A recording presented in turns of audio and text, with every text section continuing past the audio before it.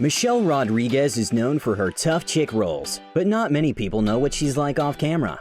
Michelle Rodriguez is a well-known actress in Hollywood who has taken on some pretty prominent roles in huge films like Blue Crush, Fast and the Furious, Resident Evil, Avatar, and even played a role in the popular television series Lost. Despite her presence on screen, she doesn't spend too much time in the limelight, and when she does, she's often seen as controversial, so she's a bit of a mystery to fans. Here's a look at 10 things you didn't know about Michelle Rodriguez.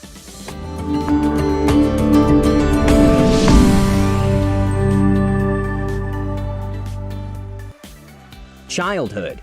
Born on July 12, 1978 in Bexar County, Texas, to parents Rafael Rodriguez and Carmen Milady Parrot Espinal. Michelle's father served in the U.S. Army and is originally from Puerto Rico, while her mother is from the Dominican Republic. Michelle's parents separated during her childhood, so she grew up with 10 siblings and half-siblings. After her parents split, she moved to the Dominican Republic when she was only 8 years old, and then moved to Puerto Rico. When she was 11, her family relocated to Jersey City, New Jersey, but she ended up moving back to Puerto Rico in her teenage years. Not surprisingly, the bad girl character that Rodriguez takes on in films isn't too far from her actual self. Growing up, she was expelled from 5 different schools and dropped out of high school when she was only 16.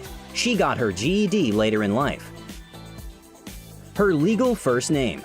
She may be internationally known as Michelle Rodriguez, but her given name is actually Maite, and her middle name is Michelle. The name is of Basque origin and means beloved. Rodriguez has never explained why she doesn't go by her given name, and instead prefers to be professionally credited as Michelle. She has voiced characters in several video games. As well as enjoying a highly successful film and TV career, Rodriguez has also voiced characters in 6 different video games. First voicing Rosie Velasco in True Crime Streets of LA, 2003, she then provided the words for Kalita in Drive 3R, 2003, a Marine in Halo 2, 2004, Captain Trudy Chacon in James Cameron's Avatar the Game, 2009, and a Strike Force soldier in Call of Duty Black Ops 2, 2012. Most recently, Rodriguez has also voiced a female SWAT in the multiplayer version of Battlefield Hardline. She wanted to be a screenwriter.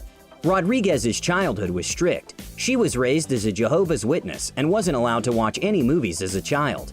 It has been reported that her mother is not happy about her career choice and tells her that she's part of the devil's tool. Rodriguez has since abandoned the faith she was raised on, and surprisingly, she didn't always want to be an actor, but she did want to go into the film business. After getting her GED, she went to business school with the hopes of becoming a screenwriter or director. Reportedly, she already has 2 screenplays in the works. The first is a family film that reflects Jumanji meets Goonies with an environmental twist, while the other is a remake of the 1997 film Bandits. Only time will tell if she'll abandon acting and fall back on her writing hobby. Acting seems to be her niche, as she landed starring roles at the only 2 auditions she ever attended, Girl Fight and The Fast and the Furious. First role in Girl Fight. Her first audition was for the film Girl Fight, where she portrayed Diana Guzman, a troubled teen who uses her past as fuel to become a trained boxer. This role quickly typecast her as the bad girl, something she's now embraced. When Rodriguez attended the casting call for Girl Fight, she was up against 350 other girls for the part, and she beat each and every one of them. However, director Karen Kusama said her audition was a disaster, which isn't surprising as it was her first major role. He said the only reason she got the role was because he could not find anyone who could come close to her in physical power. The role required her to get in the ring and fight, so naturally she had to train for the part. As part of her audition, she had to get in the ring with the director for 3 weeks, and was so broke at the time he had to give her money so she could pay for the train tickets to get there every day. Once she got the part, she got even more intense with her training and workout regime. She went to the gym for 4 months straight, 4 to 5 days a week. On top of that, she had to take acting lessons. All of her hard work paid off, because when the film hit theaters, it was well received by tough critics. Even the New Yorker called her a powerhouse star who could go a long way. Fast and the Furious. One of Michelle Rodriguez's biggest roles that she is most famous for is as Letty Ortiz in the film franchise The Fast and the Furious. When she auditioned for the first film, she didn't even have a driver's license or even her learner's permit. Once she was cast, she had to get her license during her training in order to participate in the car chase scenes. It took her a few months, but she eventually passed her driving test while the movie was being filmed. She did a lot of driving in the film, but of course many of the car chase scenes are performed by stunt doubles. Also, when the first movie came out, not only did her character Letty date co-star Vin Diesel, but she dated him off-screen in real life too. She's a disc jockey. With Michelle's success as an actress, fans wouldn't think that she has an additional job on top of that, but she does. Michelle has been performing internationally as a disc jockey since 2009. She mainly plays at film premiere after-parties and nightclubs. For example, in 2012, she DJ'd at the Sea Shepherd Party in Cannes.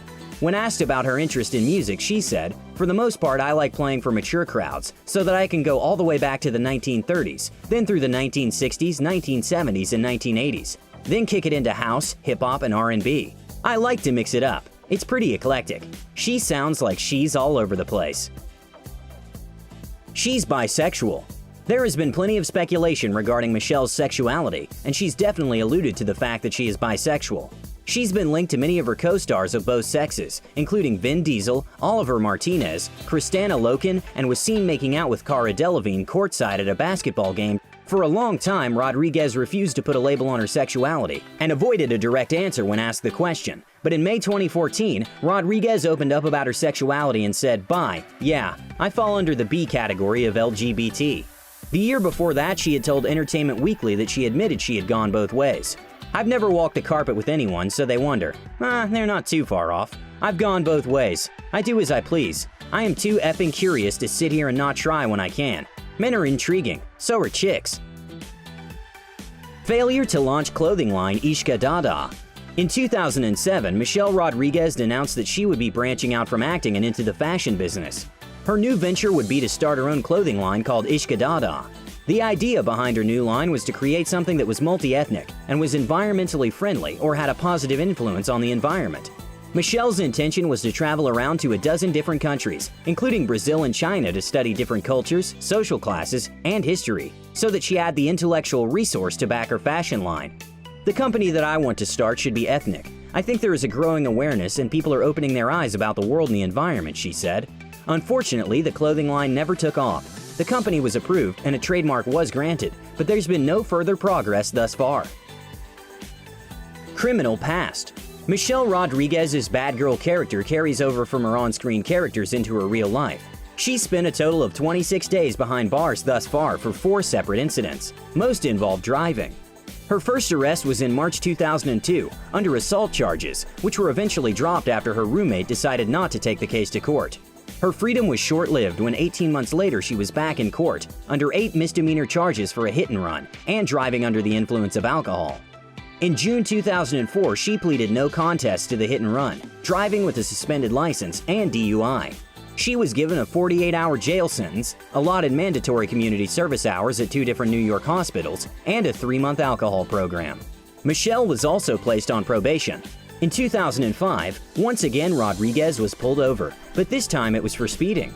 The incident happened while she was filming Lost in Hawaii. She was fined for driving over the speed limit on 2 other occasions, and then only a month later she was pulled over again and arrested for a DUI. She had to pay a fine of $500 and spent 5 days in jail. This seemed like a light sentence, especially since she was still on probation. When she returned to LA, she was forced to spend another 60 days in jail, but was released on the same day she was booked because of overcrowding. Most recently, Rodriguez spent 18 days in jail after she violated her probation once again, when she didn't complete her community service hours or attend her alcohol education program. In 2007, she was sentenced to 180 days in the Century Regional Detention Facility, but was released after 18 days due to overcrowding.